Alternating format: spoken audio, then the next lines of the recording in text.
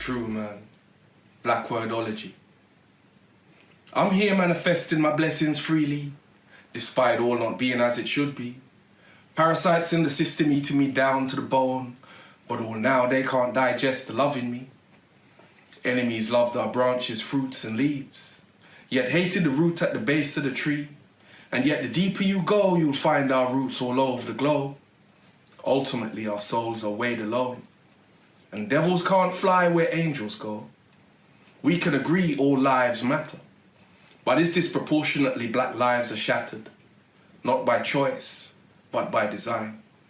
Because hate is a tool when it's by colour you decide. Hate in the policy, hate in the rules, hate in religion and hate in the schools. So PC, stop and search your thoughts.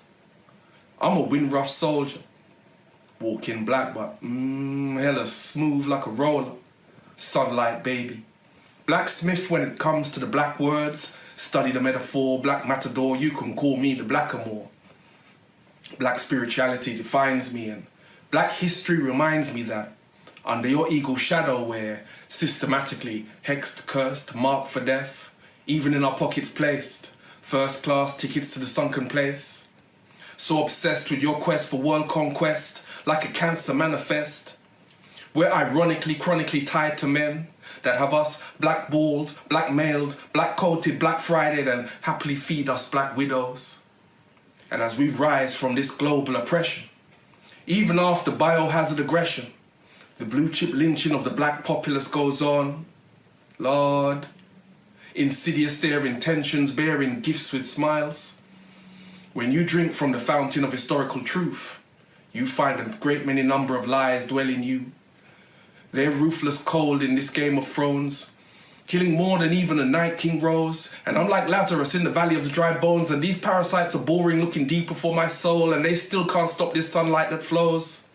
I'm circumnavigating a black hole, and in the balance is my soul. Knowledge, understanding, and wisdom, like breath seeking, and keep it in your view. Family, keep trotting the hard road that will bring forth glory, and love your creator, no matter the story.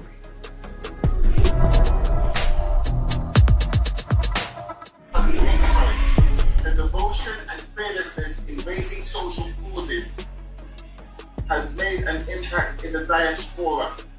And Sister Daniella Maison has most notably and bravely spoken out on issues of feminism, police brutality, FGM, honor killing, forced marriages, and many other forms of gender-based violence. She's appeared in the ML magazine, Hard Knock Radio, Peace TV, the New Nation newspaper, the BBC, Black Thought Radio, and she's currently in the works with her new book that we hope is going to be a bestseller, and featuring the foreword by the most celebrated poet from the UK, Mr. Benjamin Zephaniah, and a spoken word collaboration with award-winning South London poet, the Burning Poet.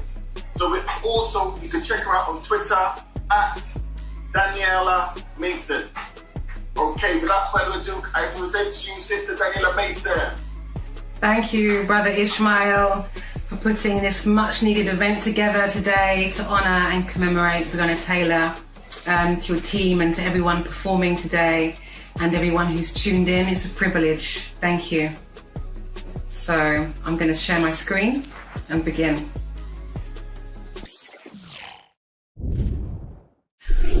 Over 100 years ago in 1918, Mary Turner made what were called unwise remarks about the lynching of her husband, insisting that she would press charges against the men responsible. They said she flew into a rage. Mary was chased by an angry lynch mob of several hundred men. 8 months pregnant, she fled. The mob pursued her and found her the next morning. They took her to a stream, tied her ankles together and hung her from a tree. They finished Mary off by riddling her body with bullets to teach her a lesson. This week our headlines have been filled with media narrative on the angry black woman stereotype. The trope against black women as hostile, aggressive, threatening and dominant, which is rooted in the legacy of colonialism, designed to demean, dehumanize and silence black women. Similarly, the criminalisation of the black man has been at play for centuries. Drapetomania. This was the term given to the mental disorder that enslaved Africans demonstrated whenever we endeavoured to escape the slave master. As far as white doctors in the 1860s were concerned, black people were diagnosed as mentally ill if, when physically abused and tortured, they chose to escape. To abandon the shackles of enslavement showed a strength that had to be quashed in order for slavery to flourish. Muckraking and mudslinging is at the core of the Western approach to control. The cementing and the polarisation between black and white has been expertly poured and placed for centuries, slowly erecting the microstructure of black women and madness and black men and criminality. Both are relevant to the lynching of Breonna Taylor. Today we call it police brutality, I call it lynching. America was founded upon the principle of reducing Africans to subhuman chattel. So lynching was about striking fear into the hearts of Africans and keeping us in our place, showing us how white supremacy would work, making clear the idea that black freedom, be it political, physical, mental, spiritual, economical, social, wouldn't be accepted. They are still showing us. The colonialist agenda took all of their fears upon first seeing us, beefed them up, and set about propagating the hype. It's due to the hype that the public outcry has long been successfully silenced until quite recently. It has been the perfect stalking horse. To harm a woman might be cowardly, but to silence a mad black woman, a stereotype developed and propagated for centuries, well now, that's a completely different game. To murder an innocent, non-violent black man, or in the case of Trayvon Martin, a child, is harder to cover up, but to silence a criminal assists their agenda. The propaganda behind the angry black woman reduces the black female presence to perceptions of being socially destructive and therefore unworthy of police protection or societal compassion. So wherever we see the lynching of black women, we will also somewhere often see the mention of mental health as though this somehow justifies police brutality. It's still an effective brush to tarnish black women with. Take 500 years of myth-making, blend it carefully with attributes far from exclusive to black women, bind them, label them with those loaded words mental health or criminal, and what do you have? Something that must be held down, put out. Breonna was killed by stereotyping. Her boyfriend, Kenneth Walker, had been racially profiled by police who suspected him of drug dealing. They were both asleep in their apartment when it was raided by 3 plainclothes officers who were executing a no-knock warrant, another term for unannounced entry, related to Kenneth's alleged drug dealing. Startled, Kenneth called his mother in concern and then 911 to report a break-in. The police fired a total of 32 rounds, 6 of which hit Breonna, who died instantly. According to a lawsuit filed by her family, her killing was the result of a botched drug warrant execution. No drugs were found. The warrant in question targeted another person who lived miles away and had already been detained by the time police entered Breonna's home. Kenneth survived, but their mission was still complete. You see, there is a recurring issue here of black women being killed by policemen in our homes. Since 2015, nearly 250 women have been killed by the police. And like Breonna, 89 of them were killed at home. The message, we will strike you where you're comfortable. We will strike you where you have a right to feel safe. Many were killed with their children or loved ones. Their mafioso message, we will strike your loved ones. We will say you are a criminal, a drug dealer, carrying weapons. We'll say you are unhinged or hysterical. Their objective in labelling Kenneth Walker a criminal had been met. And so it erased the need for the media to tarnish Breonna with the same mental health brush that many others have been. Breonna's death followed the murder of Pamela Turner, a 45-year-old grandmother who was said to be battling a mental illness episode when an officer tried to arrest her for outstanding warrants that later were shown to not even have existed. Disturbing videos showed Turner's last moments as she lay on the ground and yelled, "I'm pregnant," before she was shot and killed. The officer who lynched her was allowed to return to work after being placed on a 3-day leave, as if nothing ever happened. The media hid the image that I have up now and put out this old mugshot next to images of her lynching and a discourse about her mental health issues. Tatiana Jefferson was a 28-year-old who was shot and killed in 2012 in her home after a neighbour called the police for a wellness check because her front door was reportedly open. Body cam footage showed she was shot dead through a window within 4 seconds of the officer arriving whilst playing video games with her nephew. George Floyd was detained by police when a car he was a passenger in was pulled over in a traffic stop. Floyd was found with just a bottle of painkillers.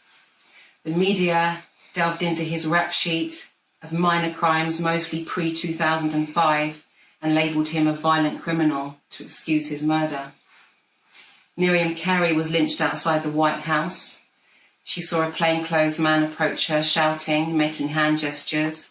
Like any mother with a child in her car, she performed a U-turn and tried to escape. But there is and has been a long and bleak punishment for escaping the master. They lynched Miriam outside of the White House by men who shot at her vehicle 26 times despite her baby in the back seat. 5 bullets to her back killed her. News reports detailed her as having been in the middle of a mental health crisis, drapetomania. Only in the midst of such stereotypes could this justify murder. It's wishful for any of us to believe that the tremendous force of colonialism in our different pockets of the world could somehow evaporate as soon as colonialism ended. Now is the time to speak loudly, above the din and the ballyhoo of a system that seeks to malign and crucify us. We live in a time where the intersections that are used to define and confine us are also used to brutalise and silence us. I say us. Some would say we're talking about things that are happening in America, but as diaspora we are part of the same system. We are victim to and survivors of the same agenda. When we see each other persecuted, it's a painful reminder within our genetic memory. It's an emblematic twinge. It collectively thumps, moves us and changes us. We are one people. We feel with an ancestral memory muscle. Our police may not carry guns, but the deaths of Sarah Reid, Roger Sylvester, Joy Gardner, and many more tell us that they are just as brutal. They toe the same line. They will lynch us without guns if the opportunity is there. It's in knowledge of this system, understanding the complex ways in which our intersections affect our lives that frees us. Speaking up too. The more we operate and think as a global unit is the bigger problem we pose. One people, one voice, one community. As one we are powerful. We can and we will defy the stereotypes and define our own identities if our voice is loud enough. And so it's with solidarity I stand today and say in a loud and undimmed voice, I am Breonna Taylor. We all are. Say her name. Thank you.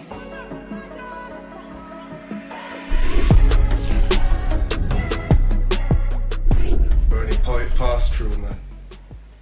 In 1860, runaway slaves were branded mentally ill.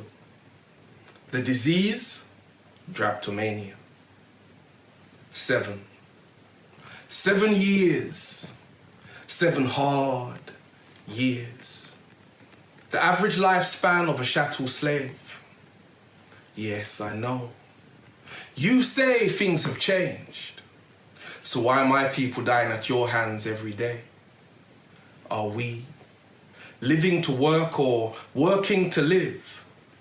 Marcus Garvey wrote, a people without knowledge of their history, origin and culture is like a tree without roots.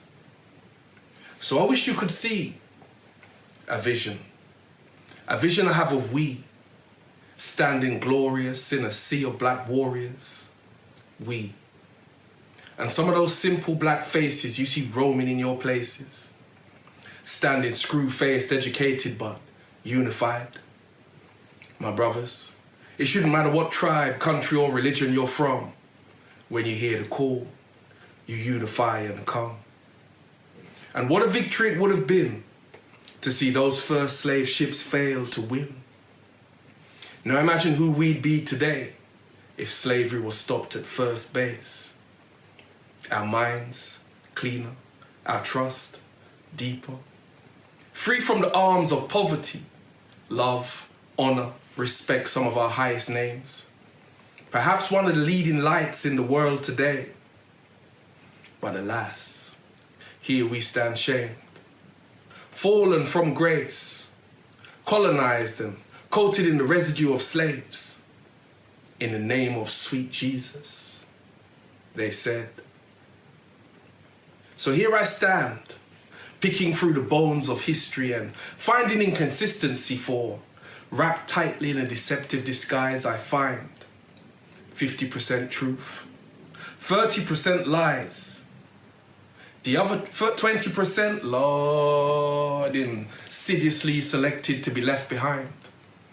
So draw deep, my brothers and sisters, hold the meds, because I'm sure you realize this system was built to enslave minds. They fool the many, but not the wise. Not the few who look beyond the surface at what is hidden behind. Because despite what they say, I think you'll find the low-minded murderers are very much alive. So what does this mean for the children of Africa and the Caribbean isles? For as we sleep, a low-minded creature creeps, kind of like a wolf that stalks behind leaves, only leaving blood as evidence that it has been. The truth is, we've been caught in a war with no shield, kind of like trying to grow food with no fields. Many mothers died, others cried, fathers contemplated suicide to see their babies terrified, used to push Europe and America into wealth, then taxed to fuel our own genocide. They've put away the whip, but they've wrapped a digital chain around our minds. So these clenched fists dry the corners of my eyes. Because only after saying these words, I feel as free as Mandela after serving prison time. One of many old warriors that refused to die. For wanting freedom from oppression, he was hung out to dry. So my heart, if it could speak, a flood of tears would weep. The shit we've cleaned, the bins we've heaved, the stairs we've climbed to make ends meet, just to eat. The snow-pressed paths our cold feet have worn deep. The weary legs and callous hands denied sleep. And the fight to put food on the table and to provide medicine for our weak. So behold the spirituals that held the faith. You may well have been our saving grace, especially when faced with vicious race hate. Can you see? A system designed and perfected over time, delivered in a language of deception for the purpose of crime. These are serious times.